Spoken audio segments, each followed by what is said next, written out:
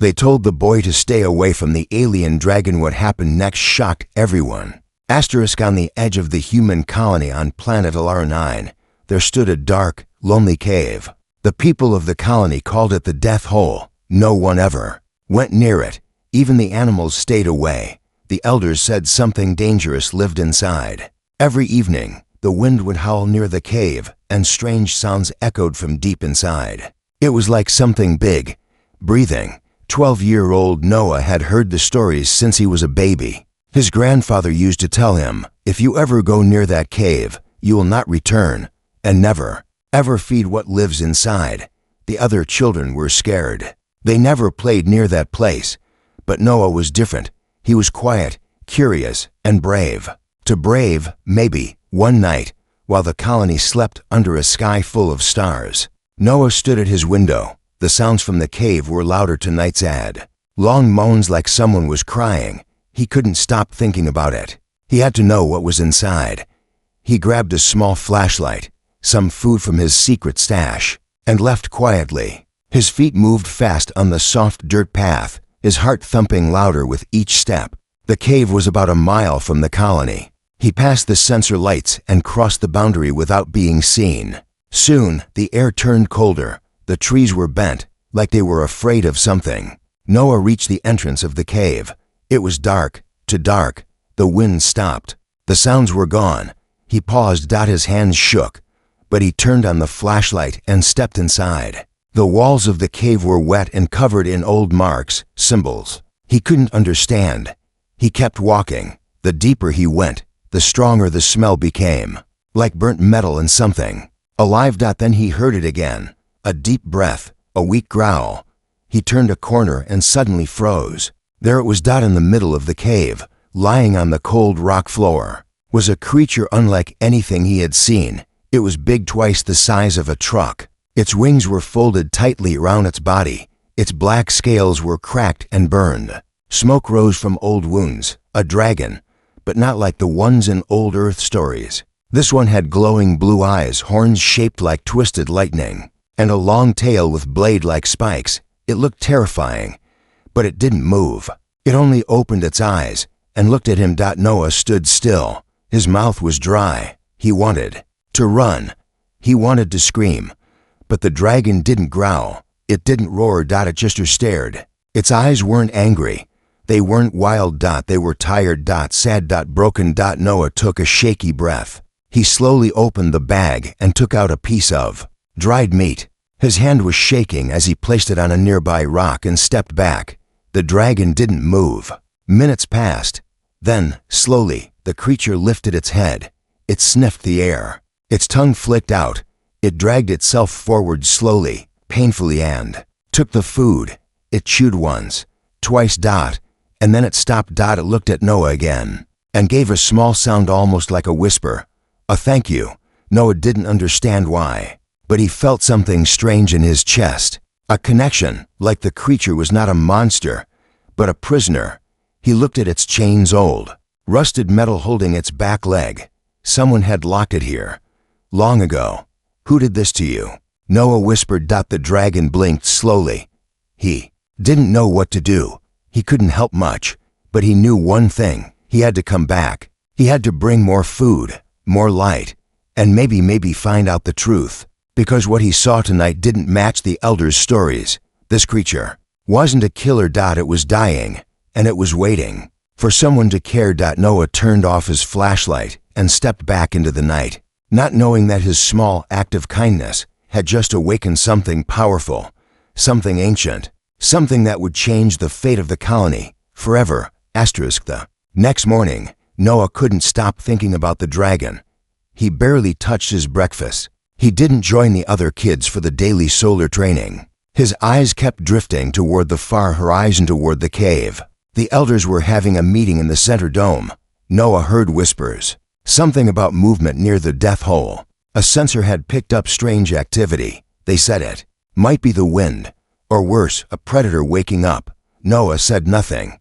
He waited until nightfall again. This time, he brought more food, protein bars, water, and even a small heating pad from the lab.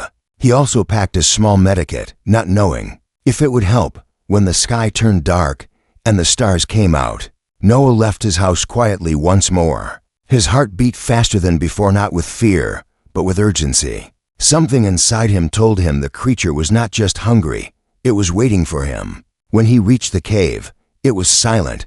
No breath, no growl, nothing. Noah hesitated. What if it had died? He stepped in slowly, the flashlight casting long shadows on the rocky walls. Then he saw it. The dragon was still there, but it looked weaker. Its body was curled tightly, its eyes barely open. The piece of meat Noah gave it last night had been eaten, but its ribs were still showing, sharp under its dark skin. No, Noah whispered. Don't die. I brought food. He placed everything near the dragon, then stepped back. Slowly, the dragon smelled the air again. Its eye blinked once. Then it moved just a little. It pushed itself up, groaning low, and reached for the food. It bit gently, then again. It drank the water. Steam rose as it swallowed. A small rumble escaped its chest like a soft purr. Its eyes found Noah again, but this time, something new happened. The air shimmered. The temperature round the cave dropped for a moment. A soft, glowing ring appeared under the dragon's chest, then vanished in a blink. Noah felt something strange, like a cold hand brushing against his thoughts. Not painful, not scary, just there. The dragon had touched his mind. Noah gasped. A memory, not his, flashed across his eyes. A field of fire, soldiers running, screams, and the dragon, flying high, protecting something. Someone. Then the vision was gone. He stumbled back, sweating. The dragon blinked again, slow, tired. It had shared a piece of its past. No one believes you, Noah whispered, his voice shaking. They think you're a monster. The dragon didn't move, but a tear clear and shining rolled from its eye, sliding down a burnt scale. Noah understood now. This creature was not a beast. It had been a guardian, maybe even a hero. But something had gone wrong. Someone had betrayed it. He looked at the chains again. They were not just for holding. They were meant to hide it. Forever. Suddenly, he heard a noise behind him. He turned. Quickly, light footsteps on stone. He wasn't alone. Noah switched off his flashlight and hid behind a rock. Two figures entered, wearing white colony suits, faces hidden behind masks. They had scanners, and one of them whispered, "No movement detected. But we need to seal this place. If it's still alive, it's a danger." The second replied, "Command wants it dead." Before the next cycle, Noah froze. They were going to kill it. He clenched his fists. He had to protect the dragon. But how could a small boy stop trained soldiers? He didn't know the answer. But deep inside, something had already changed in him. He was no longer just a boy. He was now the only friend of a dying legend. And the enemy might not be the dragon after all. Noah couldn't sleep that night. His hands were shaking. His heart was still racing. 2 colony soldiers had entered the cave. They were going to kill the dragon, the same dragon everyone feared. But the dragon was not a monster. Noah had seen it in its eyes. He had felt its pain. That night, Noah made a decision. He would not let it die, not without the truth being known. The next evening, he returned with gloves, small tools, and a new plan. This time, he didn't just bring food. He brought a laser cutter. When he reached the cave, the dragon lifted its head slowly. Its eyes were weak, but it recognized him. A quiet sound came from its chest, a low hum. Not angry, not afraid. Grateful. Noah set the food down, then crawled closer to the metal chains on its back leg. He looked at the locks, old, rusted, still strong. "I don't know if I can break them yet," he whispered.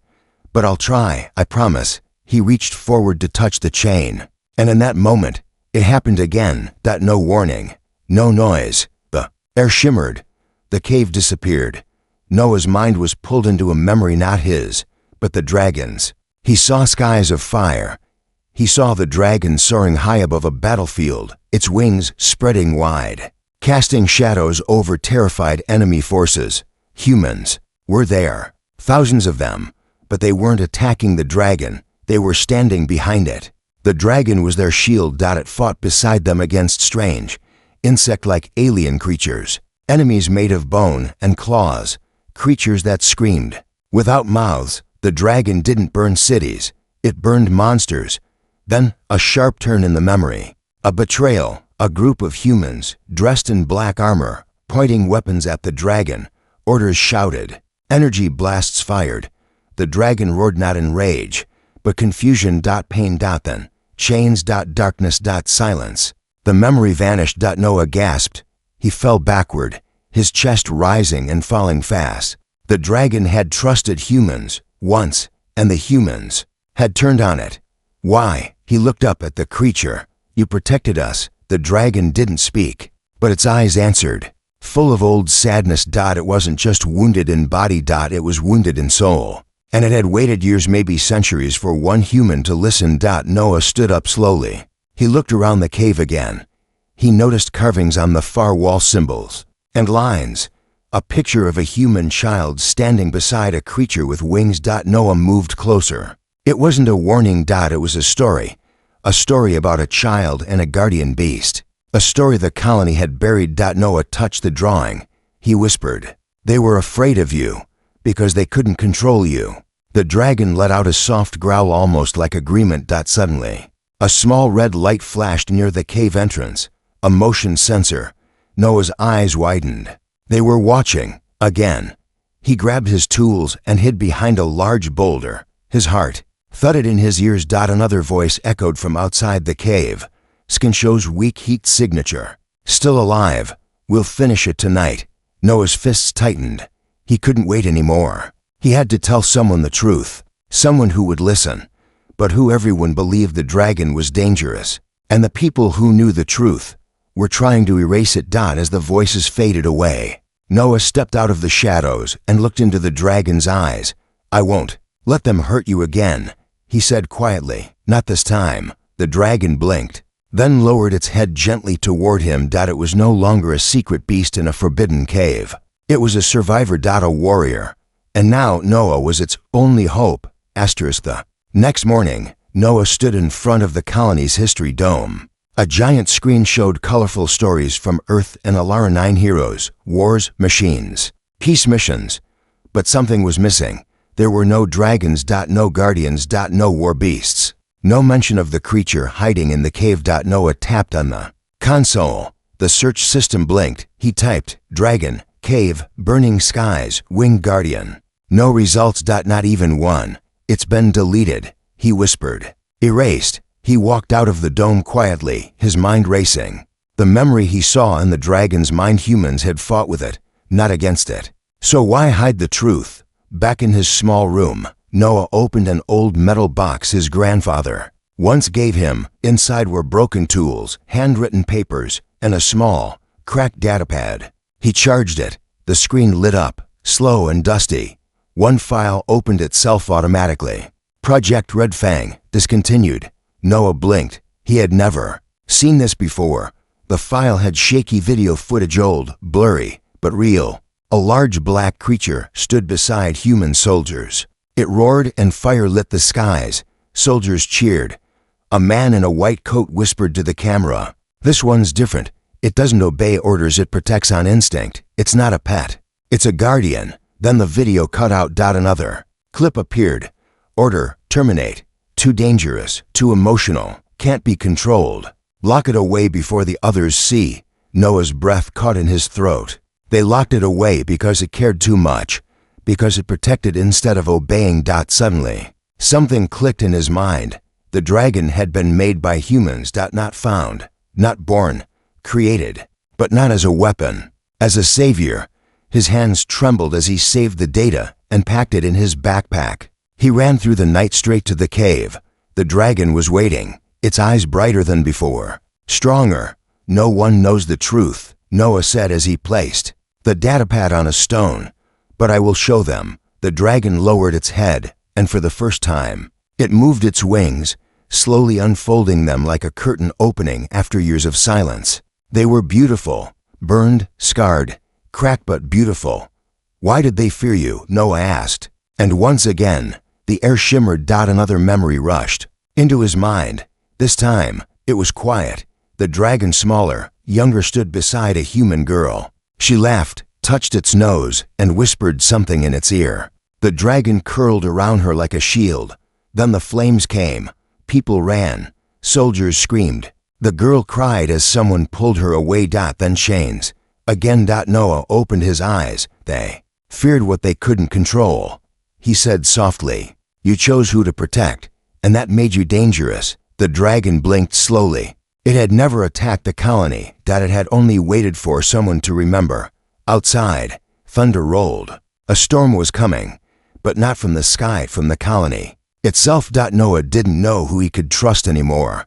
But he knew this. The dragon was not the enemy, and its past was not dead. It was only hidden. Now, the truth was in his hands, and someone would stop at nothing to bury it again. Noah stayed awake the entire night. He couldn't stop thinking about the dragon, or the file named Project Red Fang. What scared him most wasn't the creature in the cave. It was the silence from the colony. Why was no one talking about it? Why had no one asked where the guardian went? The next morning, Noah walked through the market. People smiled at him. Some waved. But he noticed something strange. 3 men in black suits, standing near the water station. They weren't part of the colony. They weren't smiling. One of them whispered into a small device, and his eyes followed Noah until he turned the corner. Noah hurried home, locked the door, and pulled the curtains shut. Something was wrong. The datapad with the old files was now glowing faint red. It had received a signal, an alert. Access flagged. Colony security unit alerted us. Hands went cold. Someone knew. Someone knew he had seen the truth. Suddenly, a loud knock on the door. "Citizen Noah." "Open immediately. We have questions about restricted digital activity." He didn't answer.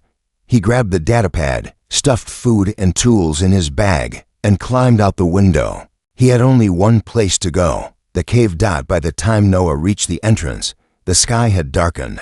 But it wasn't clouds. It was smoke. He looked up and froze. A ship was coming, not from Alara 9. From orbit, black, silent, sharp wings, no colony markings. It hovered over the horizon like a shadow of death. Noah ran into the cave. The dragon lifted its head slowly. It felt the change in the air. Its wings twitched. Its tail struck the rock once. Then again. It wasn't weak anymore. It was waking up. "They're coming," Noah said breathlessly. "They want to erase you." Again, the dragon stood. For the first time, fully. Its body stretched toward the ceiling. Its back was still scarred, but its power was clear now. Lightning traced across its scales. Noah took out the datapad and placed it on the rock. "It's all here. The truth. They made you, then feared you, then buried you." The dragon stared at him, then did something it had never done before. It moved closer, lowered its head, and let Noah place his hand on its snout. A pulse of energy rushed through him. His vision blurred. A final memory entered his mind. The dragon was once part of a team, a human team. Soldiers, scientists, children. It was a protector, a symbol of hope. But a new commander came, cold, controlling. He feared the dragon's bond with humans. His first order: silence the creature, bury the project, kill all records. The memory ended. Noah looked up, his voice firm. "You were never the monster." The dragon's eyes glowed. From outside, the sound of engines roared. The ship was descending. Noah heard voices through distant speakers. "Subject has been located. Prepare orbital fire." Fire? They were going to burn the cave, erase everything. Noah stood between the dragon and the mouth of the cave, his fists clenched. "You'll have to go through me." The dragon's breath steamed over his back, but it didn't attack. It stood tall behind him. Then it roared, a sound that shook the valley, a sound that hadn't been heard in decades, the sound of the last guardian, answering war. And above them, the shadow ship paused. Because for the first time, it wasn't hunting prey. It had woken a legend.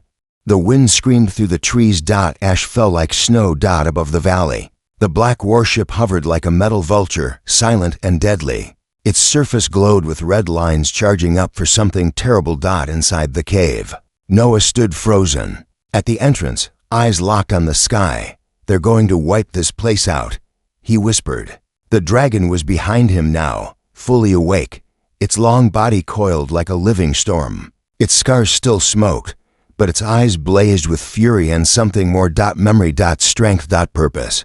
Noah turned. You don't have to fight them. But the dragon took one step forward, then another. It passed Noah slowly, wings unfolding like thunder clouds. It stepped into the open air for the first time in decades, and looked up, as if it remembered this feeling, the fire above, the betrayal, the war. But this time, it wasn't alone. Noah stepped beside it, small, human, breakable, but unafraid. From the ship, a voice echoed across the valley through loudspeakers. This is Colony Command. Step away from the creature. Final warning, Noah shouted back. This creature saved your ancestors. You buried the truth. A pause. Then, coldly, fire in 10 seconds. The dragon growled. Its claws dug into the earth. Noah looked up. They'll kill us both. The dragon turned to him, slowly. It bent down and touched its head to his chest. A soft flash passed between them like heat lightning, and Noah understood. The dragon was ready to fight, but it needed a reason to live. Noah was that reason. The countdown continued. 5, 4. Then the sky cracked open. A thin beam of red energy burst from the ship, roaring toward the cave. But before it could strike, the dragon launched upward with an explosion of wind and fire. Its wings lit up the night. Noah fell back, shielding his face. The dragon twisted through the air, flames shooting from its mouth. It dodged the beam and blasted the ship's side with white-hot fire. The warship reeled. Alarms blared. Noah ran to higher ground, watching the sky light up. This was no longer a secret. This was war, and Alara-9 had a protector again. The ship opened its weapon bays. Drones poured out, small, fast, deadly. They rushed toward the dragon. The beast spun mid-air, wings slicing through the swarm. It grabbed the drones with its claws and smashed them into the mountainside. One drone shot a missile. It hit the dragon's wing. The beast roared in pain, but kept flying. Blood fell in burning drops. But it didn't stop. It could in single quotes. Noah, from the rocks, screamed, "Don't give up. You're more than a weapon." The dragon heard him, and something inside it changed. Its body surged with energy. Blue light ran through every scar, every crack. Its mouth opened wide, and it unleashed a scream of plasma fire straight into the warship's core. The ship trembled. Then exploded. The sky went white. Shockwaves tore through the trees. Flames rose like a second sun. Then silence. Ash. Smoke. And through the fire, the dragon fell. Noah ran. He climbed through broken branches, hot rocks, and smoking metal. He found it crashed into a crater, wings burned, body trembling. "No," he whispered. "Please don't die." He dropped to his knees and placed his hand on its chest. The dragon opened one eye, weak, but alive. "You did it," Noah whispered. The dragon made a soft sound, almost like a laugh or a sigh. Above them, pieces of the ship burned across the sky like falling stars, and somewhere deep in the colony, someone was watching. Someone who now knew the dragon had survived, and the war wasn't over yet. The fire was gone. The sky, once lit with burning wreckage, had grown quiet. Cold wind moved across the land, carrying ash, smoke, and the scent of survival. In the middle of a blackened crater, Noah sat beside the dragon. Its chest moved slowly. Its eyes, once glowing with fierce fire, now dimmed, blinking with pain. "And peace." Noah placed his hand on its scales. "You're alive. You saved everyone, even the ones who tried to destroy you." The dragon didn't answer with words, but it didn't have to. Its breath warmed Noah's face, a final sign of trust. Round them, broken drones and twisted metal littered the ground. The warship was gone, the threat erased. Yet something deeper had changed. Noah stood up and looked around. He saw others approaching, people from the colony. Soldiers, elders, scientists. They had seen the fire in the sky. They had watched the battle from afar. Now, they were coming, not with weapons, but with questions. The lead elder stopped a few feet away from Noah. His face was pale, his voice shaky. "You protected it." Noah didn't look away. "It protected me first." The elder stepped forward. "That creature, it's not in any of our records. It wasn't part of the plan." Noah shook his head. "That's because someone deleted the truth. This dragon wasn't our enemy. It was our guardian. You locked it away. You buried a protector because you were afraid of what you didn't control. Silence. Then, from the back of the group, a small girl stepped forward. She had a flower in her hand. She walked past the adults without fear and gently placed the flower near the dragon's side. The beast blinked and rumbled softly. The people watched. For the first time, they didn't see a predator. They saw something older than war, older than fear. They saw a bond. Days passed. The dragon stayed near the crater, healing slowly. People brought food, water. Warmth. Noah stayed beside it every day, reading old stories, drawing in the dirt, humming songs. One morning, as the first sun rose over Alara 9, the dragon stood fully for the first time. Tall, proud. Alive. Noah stood beside it. He looked up and smiled. Are you ready? The dragon lowered its body, inviting him. Noah climbed onto its back, carefully, his fingers holding onto a strong scale ridge. The colony watched in silence. Then with a great beat of its wings, the dragon rose into the sky, and the boy who once broke the rules became the first human in centuries to fly with a guardian. From the clouds, Noah looked down at the land below the colony, the forests, the burned crater that had once been a prison, and he knew the war may have started in silence, but the truth had taken flight. This bond between a human and a forgotten beast had changed everything. Not just for Elara-9, but for every world that feared what it didn't understand. And so, the boy who fed the dragon became the boy who rode the sky. A bond was formed, and the legend began again.